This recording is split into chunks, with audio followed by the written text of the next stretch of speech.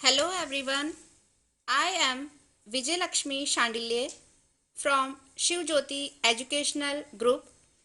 आज हम कक्षा 8 की पाठ्य पुस्तक हिंदी व्याकरण के पाठ 1 भाषा, बोली, लिपि और व्याकरण के बारे में जानेंगे। सबसे पहले हम चर्चा करेंगे भाषा के विषय में कि भाषा क्या है। मनुष्य एक सामाजिक प्राणी है, उसे दूसरों के संपर्क में रहना पड़ता है। भाषा के बिना न तो वह अपनी बात समाज के दूसरे लोगों तक पहुंचा सकता है और न ही उनकी बात स्वयं समझ सकता है।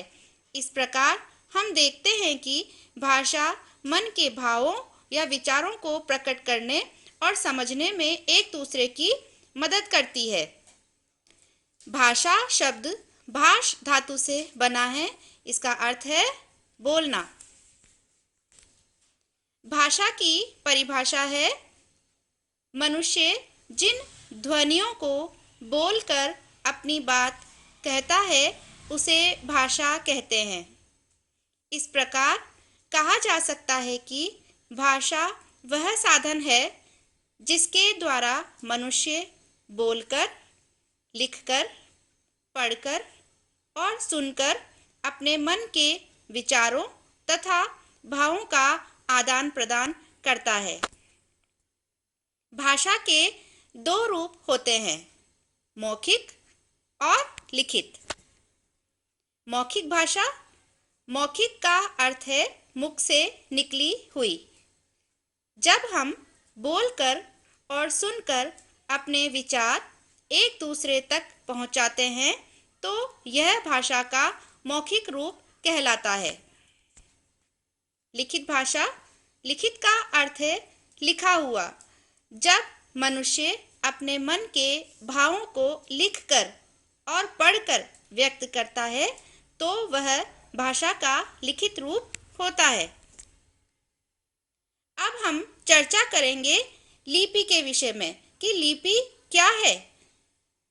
बोली जाने वाली हर ध्वनि को लिखने के लिए कुछ चिन्ह निश्चित किए गए हैं। इन्हीं चिन्हों के लिखने के तरीके को लिपि कहते हैं।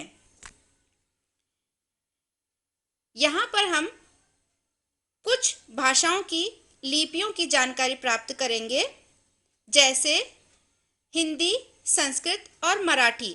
इन भाषाओं की लिपि है देवनागरी। उर्दू भाषा की लिपि है फारसी। अंग्रेजी और जर्मन भाषा की लिपि है रोमन। अब हम आते हैं बोली पर कि बोली क्या है। बोली सीमित क्षेत्रों में बोली जाने वाली भाषा के रूप को बोली कहा जाता है, यानी स्थानीय व्यवहार में अल्प विकसित रूप में प्रयुक्त होने वाली भाषा बोली कहलाती है। बोली का कोई लिखित रूप नहीं होता। व्याकरण। अब हम चर्चा करेंगे व्याकरण पर। जो शास्त्र हमें वर्णों, शब्दों और वाक्यों के शुद्ध प्रयोग की जानकारी देता है वह व्याकरण कहलाता है। व्याकरण के 3 अंग होते हैं। पहला वर्ण विचार, दूसरा शब्द विचार और तीसरा वाक्य विचार। धन्यवाद।